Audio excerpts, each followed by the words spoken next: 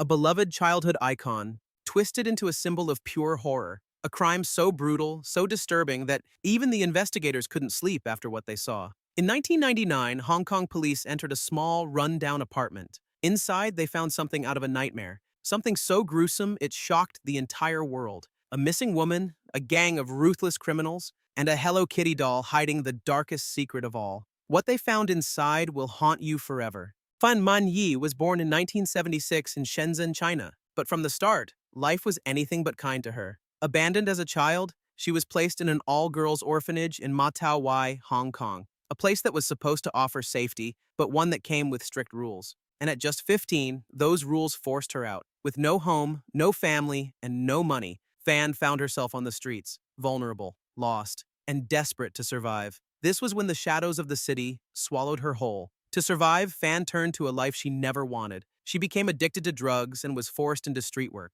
But even in the darkest corners of Hong Kong, she never stopped dreaming of a way out. At 21, she began working at a brothel called Romance Villa in Sham Shui Po. It wasn't glamorous, it wasn't safe, but it was a way to make a living. And there, among the strangers who came and went, she met someone who changed her life forever, Ng Chi Yuen. Ng Chi Yuen was one of her clients, but unlike the others, he stayed. And in 1996, they got married. But love doesn't always mean safety. Ng was an addict, just like Fan, and as the days turned into years, their love became something much darker. Neighbors often heard fights, shouting, things breaking, and the desperate cries of their newborn son, born in 1998. For Fan, this was the breaking point. She had spent years fighting to survive, but now she had a child to protect. So she made a choice. She left. By early 1999, Fan Man-yee was doing everything she could to turn her life around. She had left her past behind, or so she thought. But one mistake changed everything. She crossed the wrong man, a man who had no mercy. Chan Man-lok, a powerful figure in Hong Kong's criminal underworld, a high-ranking member of the Wo-shing-wo triad, a man feared by many and known for his violent temper. At 33, he had already built a reputation for drug trafficking, extortion, and illegal dealings. But he wasn't just a criminal. He was the kind of man who thrived on control. Fan Man-yee knew him well. He was one of her regular clients at the brothel, and for a while their interactions were strictly business, until the day she made a mistake she could never take back. One night, desperate for money, Fan took something that didn't belong to her, Chan's wallet. Inside was 4,000 Hong Kong dollars. When Chan realized his money was gone, he was furious. But it wasn't just about the cash, it was about power. No one stole from him and walked away unpunished. Fan returned the money immediately. But for Chan, that wasn't enough. He demanded an extra 10,000 Hong Kong dollars, a fee for her mistake. She didn't have the money, and she didn't have time. And that was when the nightmare began. On the night of March 17, 1999, Fan was at home in the Fuyu section of Lai Yu Estate. She had no idea that outside her door, they were waiting. Chan wasn't alone. He had brought two of his gang members, Leung Wai Lun and Leung Xingcho, along with someone unexpected, a 14-year-old girl named Lao Mingfong. Fan barely had time to react before they forced their way inside. Within minutes, she was gone, taken, and no one saw a thing. Fan was taken to a small apartment at 31 Granville Road, a place owned by two landlords who had no idea of the horror unfolding inside. Chan had plans for her. Initially, he didn't intend to kill her. He wanted to make money off her, to force her into his control and use her for profit. But things didn't go as planned. What started as an act of revenge quickly spiraled into something far worse. And within days, the situation would turn into one of the most disturbing crimes in Hong Kong's history.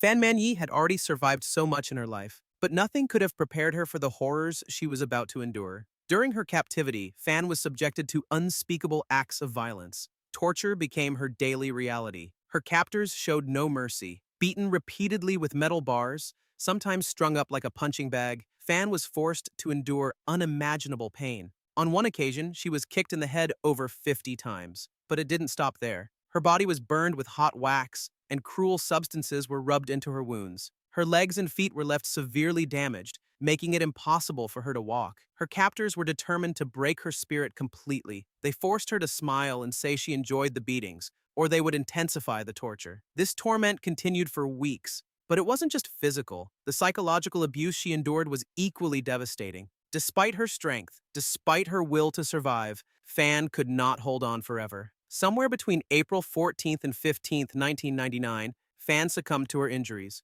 Some say she passed away alone, while others believe it happened while her captors were away. When police finally arrived on the scene, they found something beyond comprehension. Fan's body had been dismembered and her remains boiled. But what shocked investigators the most was the discovery of her skull, carefully sewn inside a Hello Kitty doll filled with insects, a grotesque mockery of innocence. Other parts of her body were discarded in trash dumps scattered around Hong Kong. In the end, only fragments of her remains were recovered: her skull, one tooth, and some internal organs. The investigation led authorities to Chan Man-lok's apartment in the early hours of May 28, 1999. His wife and child were present, but no evidence linked her to the crime. Meanwhile, Leung Wai-lun, one of Chan's accomplices, fled to mainland China after hearing the news of the murder. It wasn't until February 2000 that he was caught, after his irregular passport raised suspicions. He was eventually extradited back to Hong Kong, where he, along with Chan and the others, would face justice for the crime.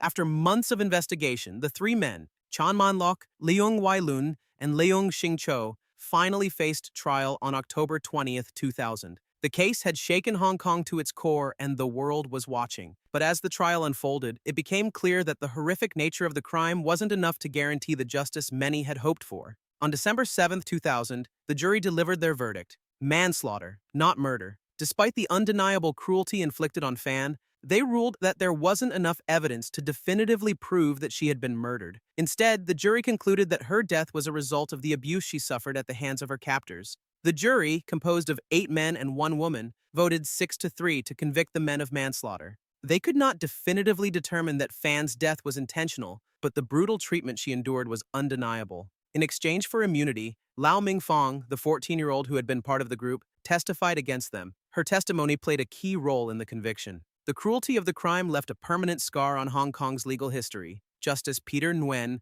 condemned the men for their shocking brutality, calling their actions a reflection of such cruelty, depravity, callousness, brutality, violence, and viciousness, like nothing the city had seen in years. The trio was sentenced to life imprisonment with the possibility of parole. However, their parole would not be reviewed for 20 years. The emotional aftermath of the trial was just as intense. Leung Wai-lun's sister reportedly had a mental breakdown, while his brother violently slammed the courtroom door in frustration. The trial captured the public's attention, not just for its brutal nature, but also for the emotional toll it took on everyone involved. Carmen Luke and Mimi Young, TVB reporters, were present, describing the scene as crazy and scary. The brutality of the crime was so shocking that even seasoned reporters were taken aback by what they had witnessed. Chan Man-lok appealed his conviction in 2007, but the court upheld the original decision. The legacy of the Hello Kitty murder remains as one of the most disturbing cases in Hong Kong's criminal history. As of today, Chan and Leung Wai-lun are serving their life sentences in Stanley Prison.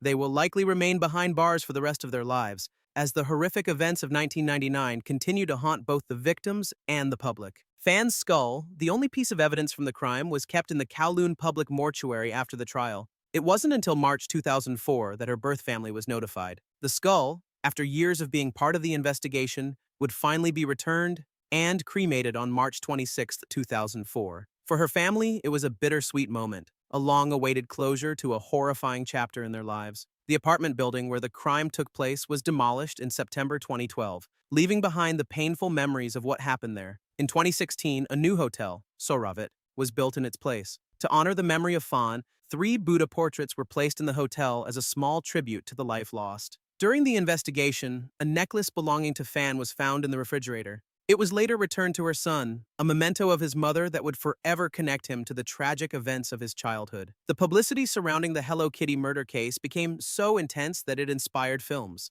Human Pork Chop and There Is a Secret in My Soup were released in 2001, dramatizing the horrifying crime that had shaken the world. Leung Shing-cho, one of the main perpetrators, managed to reduce his life sentence to 18 years after an appeal in March 2004. He was released in April 2014. However, in a cruel twist of fate, 8 years later, in August 2022, Leung was arrested again, this time for sexually assaulting a 10-year-old girl. His past would not let him escape. Leung's release was short-lived, as he was sentenced to 12 months in prison for his new crime. The story of Man-yee is a haunting reminder of the darkest sides of human nature: a life lost to violence, a family broken, and a community forever scarred. But it also reminds us of the power of memory and the impact of seeking justice, no matter how long it takes. Fan's story, though tragic, has left an indelible mark on the world, ensuring that her suffering was not forgotten even as time moves forward. Thanks for watching. If this story intrigued you, don't forget to subscribe and turn on notifications for more deep dives into true crime,